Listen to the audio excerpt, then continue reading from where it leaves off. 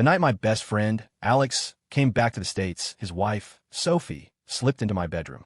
I froze, my blood running cold. Are you crazy? He's right next door. Just then, a sharp knock echoed from the hallway. Ethan, you asleep? Alex's voice came through the thin wood of the door. Alex Chun was my best friend, my brother. I'll never forget the day he got married, the day I saw Sophie Miller in a wedding dress. The white gown trailed behind her, her smile was gentle, and everyone murmured about what a lucky man Alex was to have found such a perfect wife. Alex had always been the golden boy. Ivy League education, a fast-track career. By 30, he was already a senior executive at a multinational corporation. And me? I'm Ethan Clark, a graphic designer living a predictable 9-to-5 life. 2 days after the wedding, Alex was assigned to the company's London office for a 2-year stint. Before he left, he clapped me on the shoulder. Ethan, man, while I'm gone, do me a favor. Check in on Sophie for me, will you? If she needs anything, just help her out. I nodded. Of course. A few weekends later, Sophie called. She'd made slow-cooked short ribs, my favorite, and wanted me to come over for dinner. I thought about my promise to Alex. It was the right thing to do, to go over and see if she needed help with anything. I rang the doorbell. The door swung open almost immediately. Sophie grabbed my wrist without a word, a playful urgency in her grip, and pulled me toward the dining table. Come on, eat before it gets cold. The table was covered with steaming dishes. The short ribs glistened with a rich, dark glaze, and a platter of roasted asparagus was sprinkled with fresh herbs. I expected her to sit across from me, but instead, she pulled out the chair right next to mine. She was so close I could smell the faint, alluring scent of her jasmine perfume mingling with the lingering aromas from the kitchen. She leaned in to place a piece of meat on my plate, the ends of her hair brushing against my arm, sending a jolt through me. So, Ethan, have you been busy with work? She asked, her fingers casually grazing my wrist. I instinctively shifted away. It's been okay. Just trying to hit a deadline on a new project. I stared down at my plate, shoveling a forkful of rice into my mouth. A brief silence fell over the table, broken only by the clinking of our silverware. Suddenly, Sophie sighed, her voice so soft it was almost a whisper. It's so quiet in this house now that Alex is gone. I looked up and met her gaze. She was resting her chin on her hand, her eyes locked on mine. Her lips were curved into a slight smile, but her eyes were veiled with a mist I couldn't quite penetrate. You should come over for dinner more often, okay? I mumbled some non-committal reply. For the rest of the meal, I felt like I was sitting on a bed of nails. A month later, on a rainy Tuesday night, my phone lit up at 11. It was a text from Sophie. My bathroom sink just burst. It's a mess. Can you please come over and help? When I got there, she answered the door wrapped in a silk robe. Her hair was damp and clung to her cheeks, and a single drop of water traced a path down her collarbone before disappearing into the fabric. I quickly looked away, my heart pounding, and headed straight for the bathroom. The sink isn't broken. Her voice came from behind me. When I turned around, her robe was pulled at her feet on the floor. Her body, elegant and curved, was completely bare before me. Ethan, she whispered my name, a lock of dark hair falling across the smooth skin of her chest, rising and falling with each breath. Sophie. I practically jumped backward, my back hitting the cold, tiled wall. She took a step forward, her fingers coming to rest on my chest. Her touch was cool, but it set my entire body on fire. I fled from that house like a man possessed. The rain hammered down on my face, but couldn't extinguish the inferno raging inside me. After that night, I started deliberately avoiding Sophie, but she always found a reason, an excuse to make me come over. The Wi-Fi was out. A new TV needed to be mounted. A drain was clogged. Sometimes it was as simple as needing help moving a heavy box. Every time I went, she was dressed in loose, comfortable clothes, the neckline always hinting at something more. I started making my own excuses, but she was relentless. Eventually, I stopped answering her calls and responding to her texts. I ghosted her. One evening, I was holed up in my own apartment, rushing to finish a design concept, when my doorbell rang. I peered through the peephole and saw her standing there, holding a thermos. Ethan, I made some chicken soup, she said with a bright smile, as if it were the most normal thing in the world. I figured you were working hard. I hesitated, then unlocked the door. She walked right past me, looking around my small space. This place is kind of cozy. You really didn't have to do this, I said, trying to sound polite but distant. Her smile was gentle. You don't have anyone to take care of you. You can't live on takeout forever.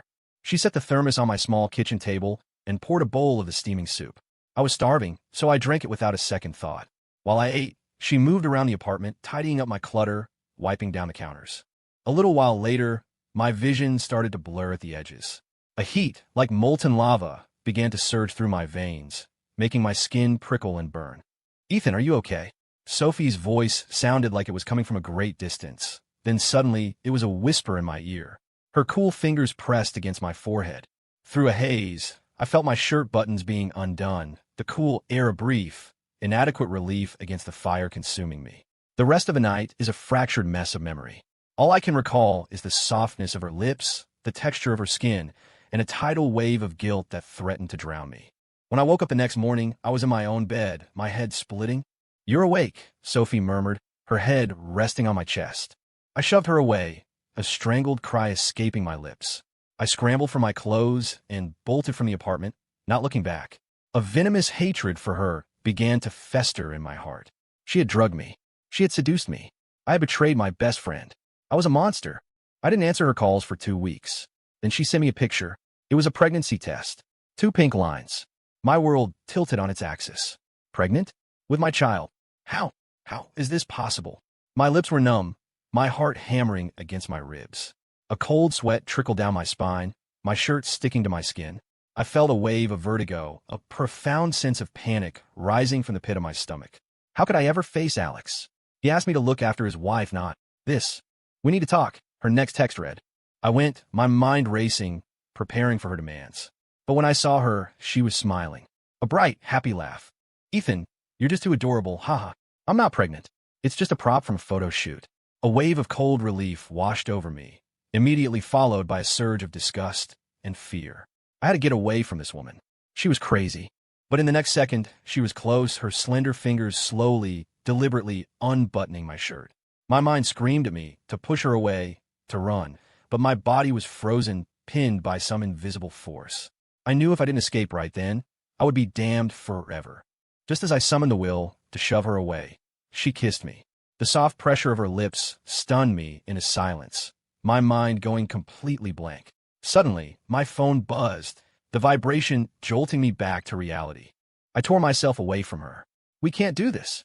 My voice trembled with a mixture of fear and excitement. "You're my best friend's wife." Sophie just laughed softly. "Your words can lie, Ethan, but your body can't. You want this, don't you?" "No, you're wrong." I hastily fixed my clothes and fled, bursting out into the street. My mind was a chaotic storm, but the craving in my body was a steady, insistent roar. I realized with a sickening despair that she was right. My body had betrayed me. I did want her. After that, Sophie didn't back down. She became more brazen. She sent me suggestive texts on WhatsApp. She started showing up outside my office building when I left for the day. She'd run into me at the gym I frequented. One afternoon, I was in the middle of a set when a voice cut through the noise. "You're avoiding me, Ethan." Her voice came from right behind me. My arm froze midair, the dumbbell nearly crashing onto my foot. I turned, and she was standing there, dressed in a form-fitting tank top and leggings, her hair damp with sweat. The harsh gym lights sculpted the lean lines of her body. She stepped closer, her fingertip tracing a line across my chest. "I missed you." "Sophie, please." I grabbed her hand, stopping its exploration. "We can't. What if Alex finds out?" "He won't. He's in London, a world away." She leaned in, her breath warm against my neck. "Unless you tell him." "Don't do this." I pushed her away and retreated to the locker room. Guilt and desire were at war within me, tearing me apart every single day. I tried blocking her number, but she'd just call from a new one. I even thought about finding a new job, moving to a different neighborhood, but I couldn't afford it. The most terrifying part was that I was getting used to her presence. I was starting to expect it, to crave it. Lying alone in bed, my mind would conjure images of her, the way she looked when she leaned in close. I hated myself for it, but I was addicted. On another rainy night, my doorbell rang at 1 in the morning. Through the peephole, I saw Sophie, drenched, standing without an umbrella. "Ethan, I'm scared of the thunder." The moment I opened the door, she threw herself in my arms, her body trembling from the cold. "He's not here. I'm so scared being alone." She looked up at me, her eyes wide and glistening, then stood on her toes and kissed me. I meant to push her away, but the kiss deepened and my final line of defense crumbled into dust. Afterward, she lay beside me, a satisfied smile on her face. "Ethan, I think I'm falling for you." "Don't say that."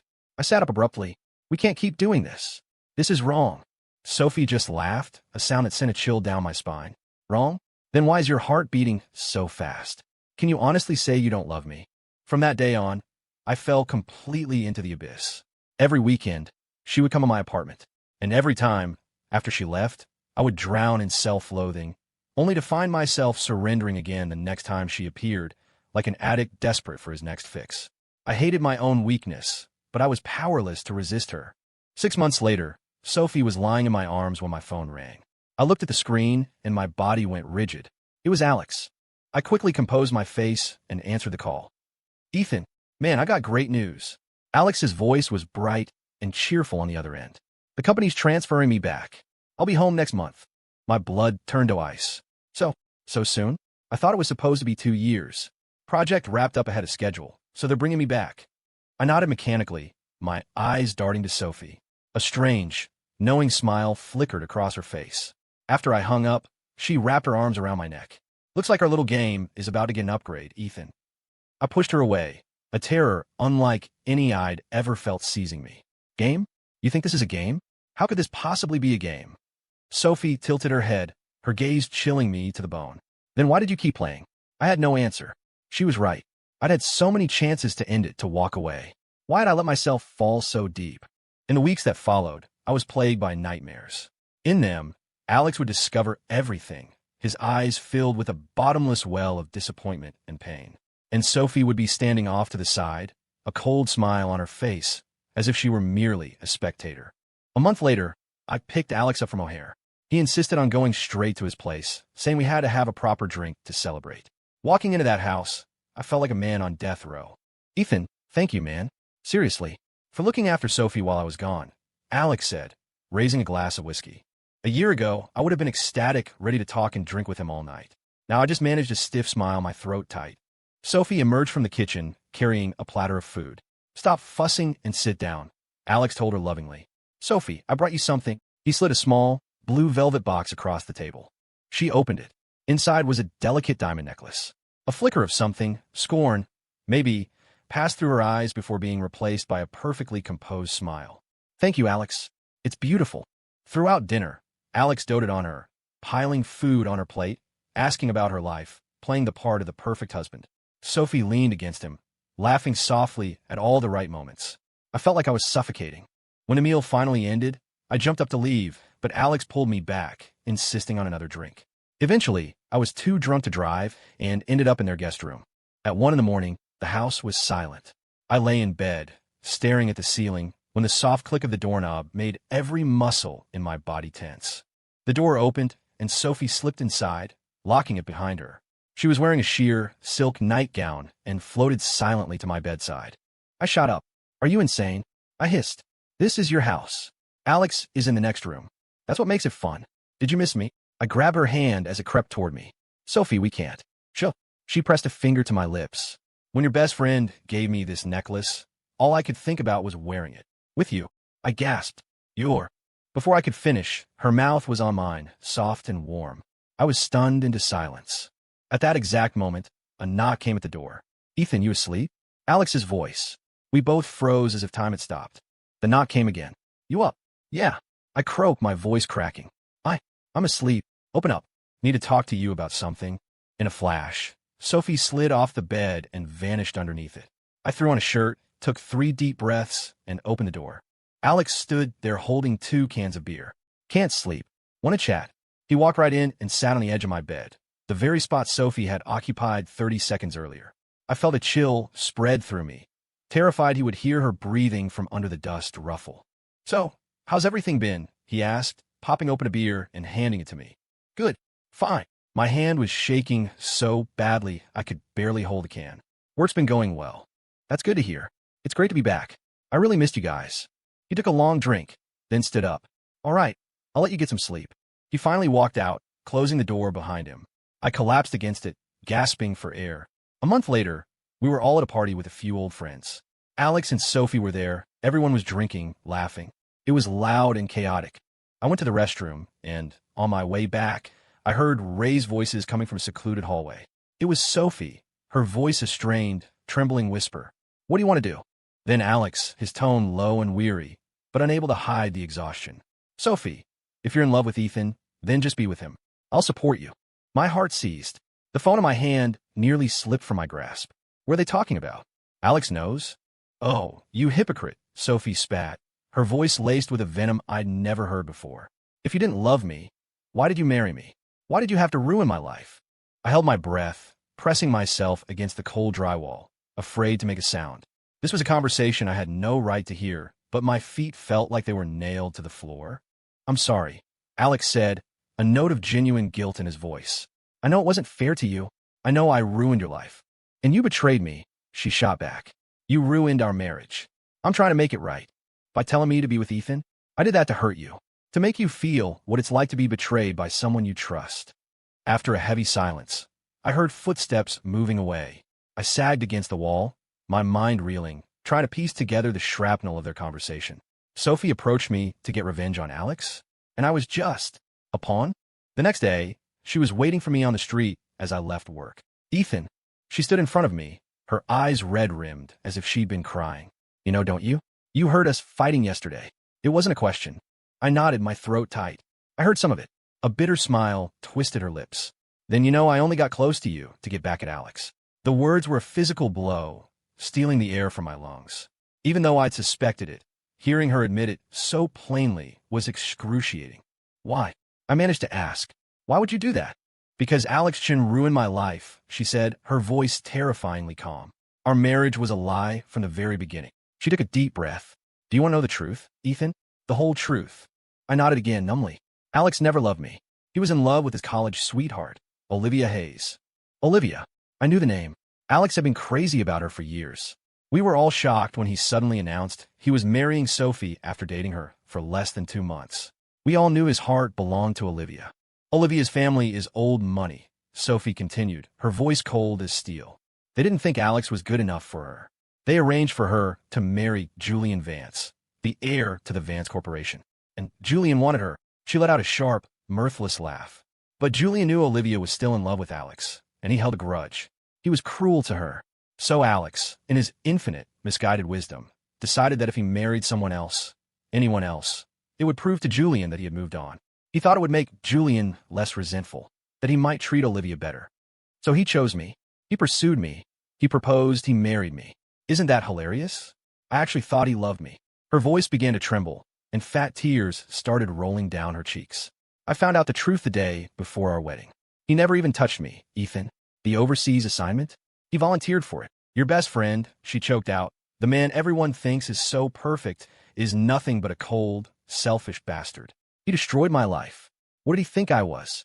Some cheap, disposable sacrifice? Didn't I deserve love? He loved that woman so much he was willing to marry someone else for her. But what about me? What was I? I stared at her tear-streaked face, speechless. The story was so twisted, so monstrous. It couldn't be real. Anger, shock, and a painful wave of pity churned in my chest. So you decided to get revenge, I said, my voice hoarse. By using me. Sophie suddenly laughed, a beautiful, heartbreaking sound that made my blood run cold. Yes, I wanted him to know exactly how it feels to be betrayed by the person he trusts most. Her words were a dull knife, slowly carving me open. I stumbled back a step, flashes of our time together assaulting me. Every touch, every kiss, every time she whispered that she missed me, that she was falling for me. It was all a lie. The nails of my fist bit into my palm, but I couldn't feel the pain.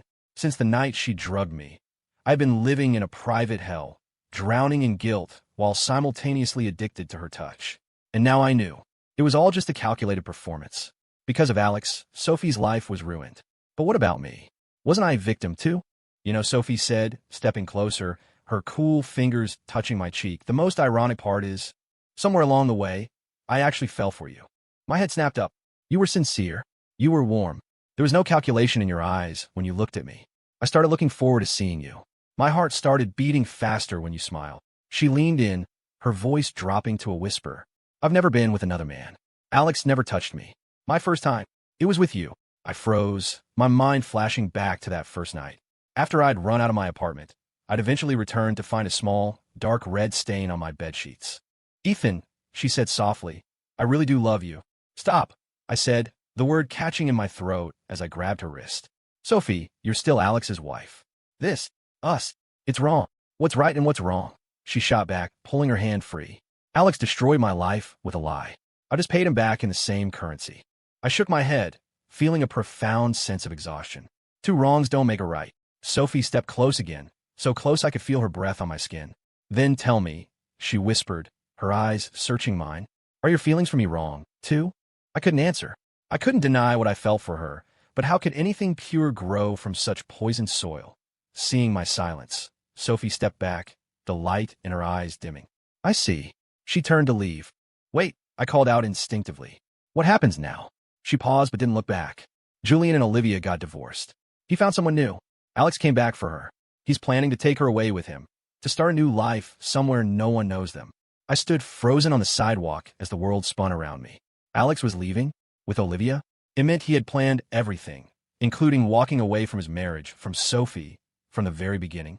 I found Alex in his corner office, staring out at the Chicago skyline. Ethan, he put down his laptop, his voice heavy with exhaustion. I took a deep breath. Alex, I need to tell you something. While you were gone, Sophie and we got involved. It's my fault. I'm so sorry. I let the confession hang in the air before continuing. But I heard you two fighting. I need to know the truth. About Olivia. About your marriage. Alex was silent for a long moment. Sophie told you. My jaw tightened. How could you do it? You didn't love her. Why marry her? He sighed, running a hand over his face. It's complicated, Ethan. More than you think. He finally spoke. You know, Olivia and I were together for years. We were in love. But her father, he never approved. He thought my family wasn't good enough. He arranged for her to marry Julian Vance. But Julian, I cut him off. So you sacrificed Sophie's happiness for Olivia's? Do you have any idea how twisted that is? I know, he said, his voice cracking. I regret that decision every single day. But at the time, I was so in love with her. I couldn't stand to see her suffer. And now, you and Olivia. They're divorced, Alex said, finally looking at me. Julian found someone else. He was abusive, Ethan. He hit her. Olivia had a breakdown. She tried to kill herself. His voice was choked with emotion. I have to get her out of here. Take her somewhere we can start over. What about Sophie? I asked quietly. You're just going to abandon her? Alex's expression was a mixture of guilt and resolve. Sophie doesn't love me. If she ever did, that's long gone. Besides, he hesitated. She's in love with you. But I stood up, pacing the office. You destroyed her life, and now you're just going to walk away? What do you want me to do? Alex's voice rose, edged with desperation. Stay in this loveless marriage? Let Olivia face this nightmare alone? Do you honestly think Sophie wants to be with me now? He sighed, the fight going out of him. I made a mistake. A terrible one. I'll live with it forever. I'm going to give Sophie a generous settlement. Enough so she never has to worry about money again. It's the least I can do. I had nothing left to say. The situation was a tangled mess. There are no easy answers, no heroes or villains, no perfect solutions. If they stayed together, their betrayals would be a poison between them, ensuring a lifetime of misery. 2 months later, a text from Sophie lit up my phone. The divorce is final. I booked a flight to Austin, leaving this afternoon. Too many ghosts in this city. I need a fresh start. I stared at the screen, my fingers hovering over the keyboard. A hollow ache opened up in my chest, a physical emptiness at the thought of her leaving. Should I try to stop her, or should I let her go? I was paralyzed. Just then, my phone buzzed again. A message from Alex. Olivia and I made it to Paris. We're going to be okay. Ethan, I was never in love with Sophie. I don't blame you. You're still my best friend. In a way, you saved me. You gave her happiness when I couldn't, and that eases some of my guilt. We're divorced. I gave her a substantial sum of money, so she'll be more than fine. If you love her, be with her. Finding someone you truly love is rare. Forget all the ugliness and cherish it. Alex's words were a bucket of ice water, shocking me into clarity. I did love her. The memories, her laughter, her touch, even her manipulative games, flashed through my mind. I couldn't let her go. I grabbed my keys and ran out the door, hailing an Uber. O'Hare Airport. As fast as you can. I typed a message to Sophie, my thumbs fumbling.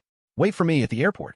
The car sped down the highway, the world outside blurring into streaks of color. I kept checking the time on my phone, my heart clenching with every passing minute. All I could see was Sophie's face, her beautiful, sad eyes, her slender silhouette walking away. Sir, can you please go any faster? I asked, my fingers drumming a frantic rhythm on my knee. Finally, the sprawling complex of the airport came into view. I threw cash at the driver before the car had even come to a complete stop and burst out of the door. I ran, dialing her number over and over. The number you have dialed is currently unavailable. Inside the terminal, I scanned the massive departure screen, my eyes frantically searching for flights to Austin. What if she'd already gone through security? What if her plane had already taken off? I clenched my fists, my nails digging into my palms. No, even if she flew to the ends of the earth, I would follow her. Ethan. The voice was a whisper, so faint I thought I'd imagined it.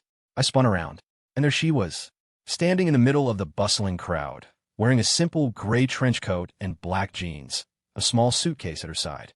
The afternoon sun streamed through the massive windows, bathing her in a golden light. I didn't hesitate. I crossed the distance between us in a few long strides and pulled her into a fierce hug. Sophie. The name, which I'd held back for so long, finally escaped my lips. She looked up at me, her voice trembling. What did you just call me? I cupped her face in my hands, my thumbs brushing away the tears that welled in her eyes. Sophie, will you be my girlfriend? My own voice was choked with emotion. I'll make you breakfast every morning. I'll go grocery shopping with you. I'll hold you when you're scared of the thunder. I will always be there for you. Her tears finally fell hot against my hands. You were never. I took a shaky breath. You were never the one who didn't deserve love. You are not a sacrifice. You deserve all the happiness in the world. You deserve to be cherished. Okay, she whispered through her tears, a slow, radiant smile spreading across her face as she nodded. Okay,